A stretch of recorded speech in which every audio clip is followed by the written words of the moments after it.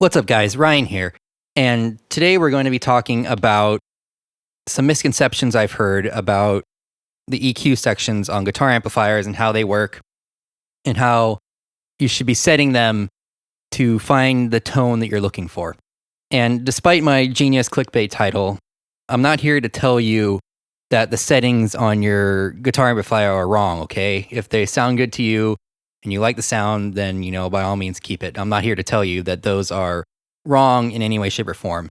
What I'm here to try and say is that the way some of us are going about trying to find that tone can be based on some misconceptions people have heard or, learned from other people and, spread to other people as the way you should do it. And I'm here to kind of break down some of those misconceptions and hopefully educate some people with a little knowledge that I know about these things so that we can make more informed decisions when we're changing the EQ on our guitar amplifiers. So basically what I have in front of me here is the front panel to a JCM 800 Marshall, which is the best Marshall they ever made in my opinion. And I also have down here the front panel to a Mesa Boogie Mark IV, which is my favorite amplifier. I love this thing. It's my baby. I use it on pretty much any project I have because it's just so versatile. I can get anything out of it that I want. And I've chose these two because they reflect the two aspects of EQ that I'm going to be talking about today. And what do I mean to that is the difference between passive and active equalizers. Now, the difference between these two is that passive equalizers,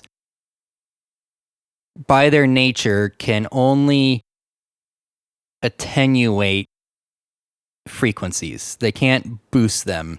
In order to be able to boost a frequency, it has to be active and have power going into it, so that way it can amplify that certain set of frequencies. Does that make sense? And so, basically, you think about the guitar knob on your guitar. That's your tone knob. And on most guitars that don't have an amplifier built in or anything, that's a passive circuit, which means it doesn't take any power from the outside to be able to use. You roll it down and it rolls off the highs, or like on my Les Paul, I've modded it so that it rolls off some lows so that I can tighten up some amps that might be too flubby. But that's a passive system. It can only take away frequencies. And some basses and some active guitars have some preamps or things built into there that are active systems, which take batteries or, I don't know how else they would power it, but usually batteries. And that allows them either to gain up the signal afterwards or to boost some EQ, which then makes it an active EQ circuit because then it can now boost frequencies or the overall volume afterwards. Like I said, passives can only take away. So with that being said, one of the main misconceptions I've seen about guitar amplifiers is that the way you should start finding and setting an amplifier is to set everything at noon or at 5, like we have up here on the JCM 800. Where all these knobs are pointing directly up at 5, halfway in between whatever the minimum and the maximum of the knob's rotation is. And that's supposed to be neutral or flat or, clean, any kind of terms that would say, hey, it's not supposed to be doing anything. This is your, your neutral starting point, and then you work from there. Hey, if I need more treble, I turn the treble up from here, or you turn the treble down from here, or, add some bass. And that is the misconception that is wrong. With most, I'd say 90 to 95% of guitar amplifiers, the EQ on them is going to be passive, which means that it cannot boost any frequencies. It can only attenuate them. So, having that in mind, that means that technically, the flat, quote unquote, starting point for your EQ is going to be at 10. All right? Because if it can't boost, then, putting it at 5 and moving it up technically wouldn't be boosting. You'd just be regaining some. So technically the flat point is 10. And then anything below that, you are attenuating or taking away any of the frequencies that are labeled. So here you're taking away bass, taking away middle, taking away treble. Presence is a different thing. We'll talk about that later. So that's kind of the reason that people sometimes get confused about stuff like this, is because guitar amp manufacturers who make amps, they don't want to have it say, technically the correct thing to say would be, this would be 0, and then this would be -10 or whatever the number they wanted to choose. But that doesn't really look as cool as saying, oh man, it goes to 10 or 11, which is even cooler than 10, as we all know. It'd be lame if we said, oh, it goes to 0 and then it only takes away, kind of the ego, I guess, of guitar players that we all have at some point, wants us to be able to go turn up, go up to 10, same thing volume. Oh, you want to go up to 10, you preamp, you go all the way 10, 10 across the board. We want to be able to do that. And with EQ, technically it's the correct starting point, because you want to be not, when you first fire it up and you want to hear what kind of sounds flat or stock, which is kind of a weird term in itself, because the amplifier, just even without this EQ stuff, would change the coloration of your guitar at some point. So there technically is no flat. Really, we're just talking about the least amount of possible change we can add to it as a baseline. So the baseline for a JCM 800 would be to have all 4 of these controls here set to 10.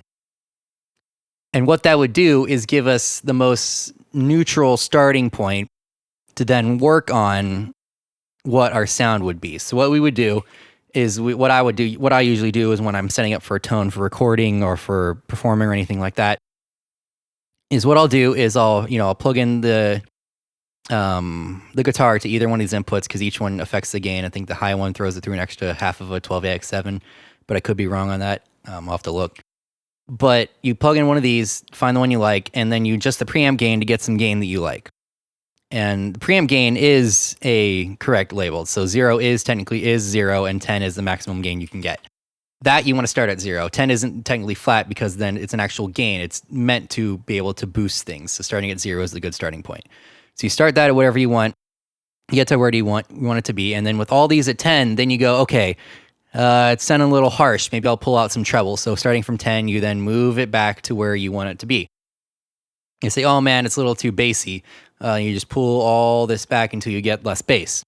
Or you might be saying, oh man, it's really good. I just need more treble. That's where it gets a little tricky, because to get more treble, you'd have to go past 10.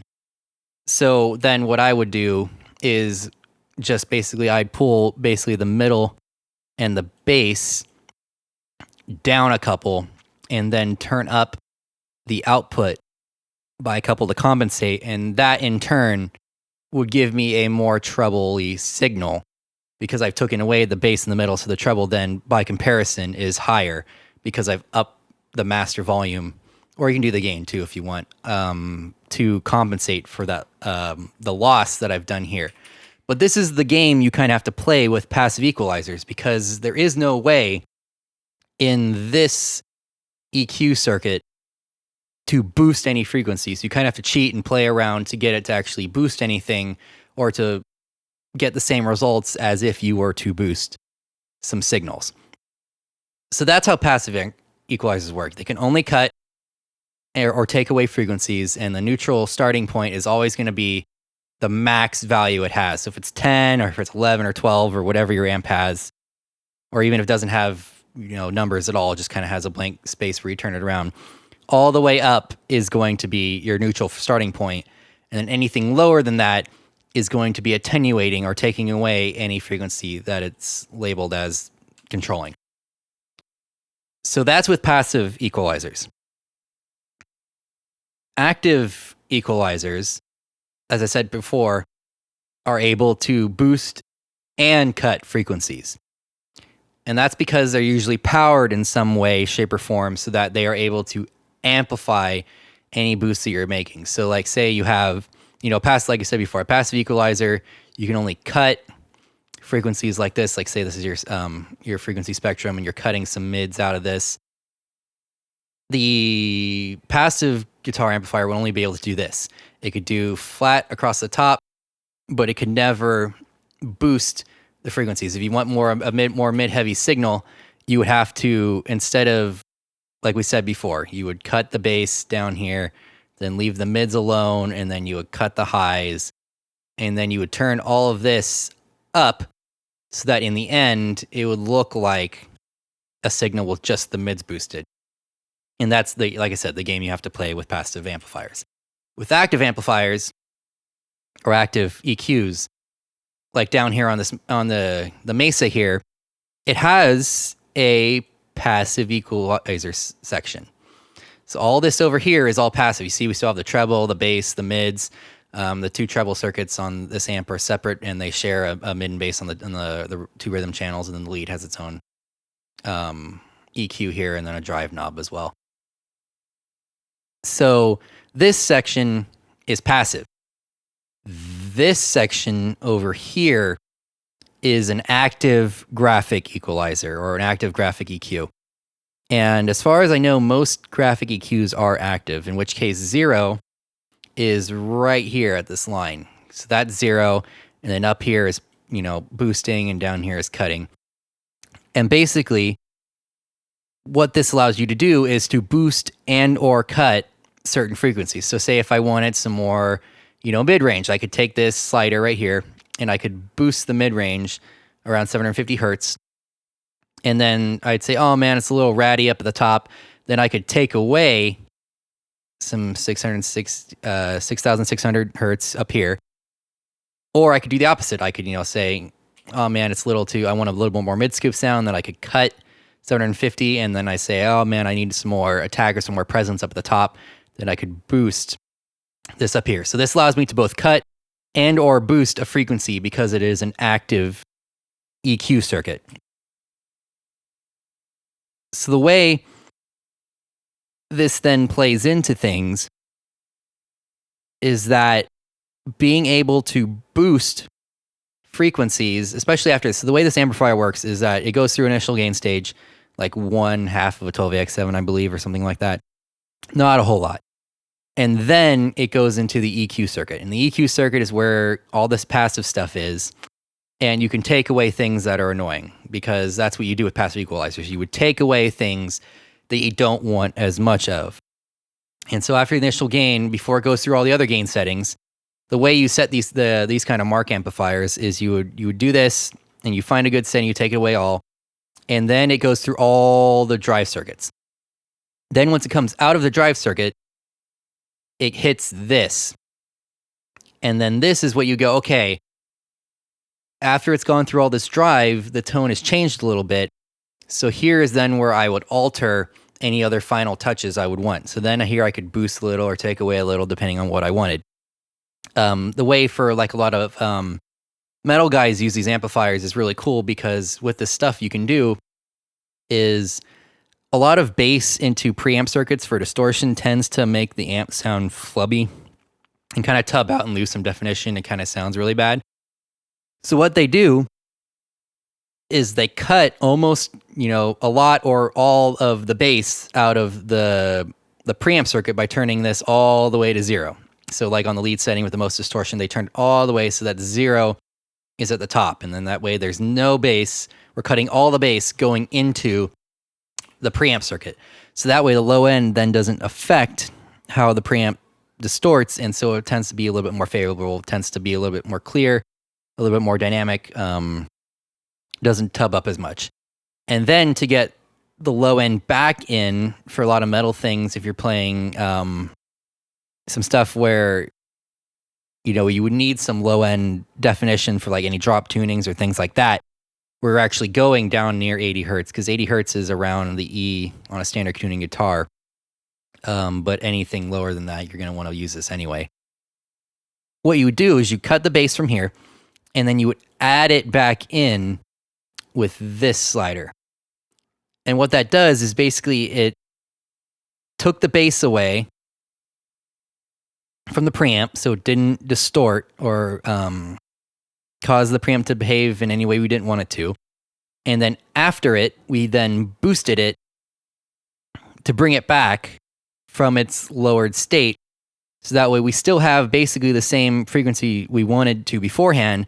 It's just we kind of controlled it going to. It's kind of like the way old vinyl machines used to, what they would do is they would take the exact same thing. They would take the bass away so the needle didn't move too much and cause, to go way out of its groove too much, and it would cause skipping and things like that. They would take the bass away when they cut the record, and then the players, the preamps that would then play back those records, would then add back in that low end, so that in the end you kind of got the same result. It's just easier it kept things cleaner. And that's basically what it's doing here. You're taking away the bass when it goes to do all its work through the gain stage, and then you add it back in afterwards where it's not going to affect any of that. And you get basically the same thing. It's just tighter. You get a lot tighter bass end doing it this way. And so that's basically what you have to talk about EQ, with the difference between the active down here and passive down here, and the differences between the two. Now, the one other thing is presence, and presence is a little weird. It's still, as far as I can tell, most, if not all, presence circuits are passive in their nature. And it's weird because it's technically active because you're adding signal back in, and I'll explain that in a second. But you are taking away signal in the way that it works. So I know for sure in the JCM 800, because I built one, so I know exactly how the presence circuit works on these things. Is what it does is it takes a signal from one of the output transformer leads, and which is basically it takes a copy of your signal once it's gone through the amplifier, and then wraps it back around and sends it through a high pass filter up to 2K, I want to say. And so basically you get the signal coming through that's been lopped off, and anything below 2K is then getting rid of. So all you have coming back is this 2K and up signal, your guitar signal. But because of the way output transformers works, different leads are out of phase with other leads. And so it grabs from a lead that is out of phase with your guitar signal somewhere before the chain. And what it does is when the presence is at 10, technically this knob is backwards, so it's kind of weird to think about, but basically think about it, when this knob is all the way at 10, technically it's not letting anything through. So try to think of it that way. When the presence knob is at 10, it's not doing anything. Then as you turn the knob this way, it adds in the out of phase high frequency signal that we stole from the output transformer and puts it back into your guitar signal. And what that does is it then cancels out, because we know out of phase signals, if they're 100 degrees out of phase, 180 degrees out of phase, they cancel each other out. And so what it does is it cancels out phase-wise any signal above 2K, because that's what we high passed it at when it came back through. And so as you turn this down, it's adding in out of phase high frequency signal, which then in turn makes it sound like you're losing top end in your guitar amp. Basically, so this is kind of maybe a little bit more important than when we talked about, hey, starting at 5 on these EQs isn't smart because technically you're starting halfway drained. With the presence knob, if you start at halfway or even 0, as some people like to start out with presence knobs, you think, oh yeah, you add it, it adds high end. Technically, no, it's backwards. It's taking away high end when you put it this way. But you're adding in out of phase high frequency signal back into your guitar signal, which then means some things have to work harder. And it just seems a little counterproductive to start with it already cut out, when I'd rather just start with this at 10 and then, it's basically the same stuff we've talked about with the passive EQ stuff. So technically, the flat thing for the presence on these amplifiers, and I'm pretty sure 90%. Even the Mesa, I'm pretty sure does the same stuff with its presence stuff. But also you can pull the some of the knobs so that they change the crossover frequency. So instead of being 2K on the JCMs, I think you could change it to different frequencies on the Mesa. But basically, as you roll this back, it's adding an out-of-phase high-frequency signal, which means you're technically taking away presence as you turn it to 0, instead of adding presence as you turn it to 10. So all of this combines to say that what I'm trying to get at is that I don't want anybody to take away from this video that I'm saying, oh man, your guitar settings are wrong because you started at 5 and then messed around and found a good sound you thought, and now it must be wrong because that's what I'm saying, and it's not. I'm sure, Jimi Hendrix and all these, Jimmy Page and, all the big Jimmys, I'm sure they didn't, or probably didn't know about some settings. I'm sure there's plenty of great guitar players out there who think that 5 is neutral on their amps. And there are some guitar amps that do have active EQ settings that aren't graphics. Like I think the PV XXX and the JSX, and I can't remember some others off the top of my head, but I know those two for sure have at least some form of active EQ that kind of looks like this, where it looks like, a 1 to 10 or 0 to 10 knob, and 5 technically is flat because it's an active EQ, so it's kind of like this, except instead of being sliders, it's knobs. And so, basically, what I'm trying to get at is, if you have a good tone from your amplifier, and you got it by setting everything at 5, and working from there, and it all sounds great to you, then don't change it. Like this isn't something I'm trying to say, hey, your amplifier's, your talent sound, your tone is crap because you didn't do it the right way. It doesn't matter how you get the tone, as long as you have the tone in the end.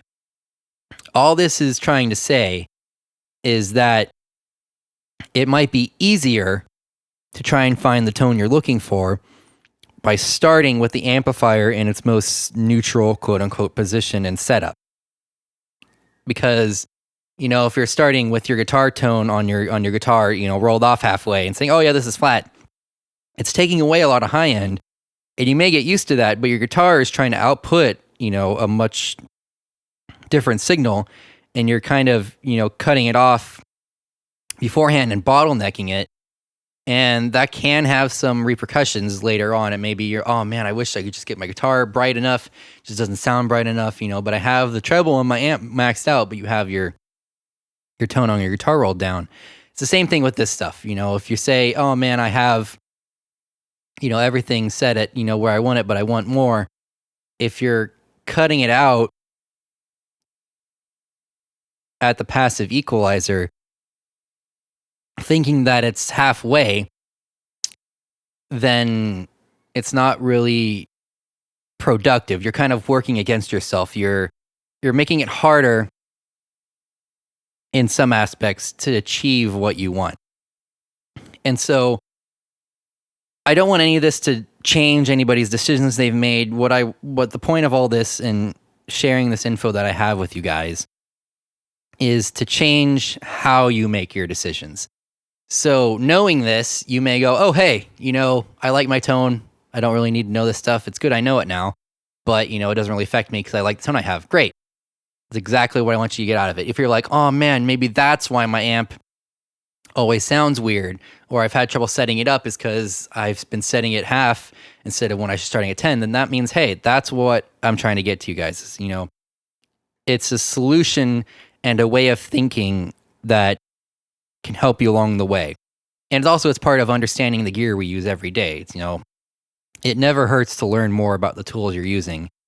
And this is just another aspect that we need to learn as being guitar players or engineers or anyone who's ever going to touch a guitar amplifier and try to get it to sound good. It helps to know how they work and, the correct ways in which they operate.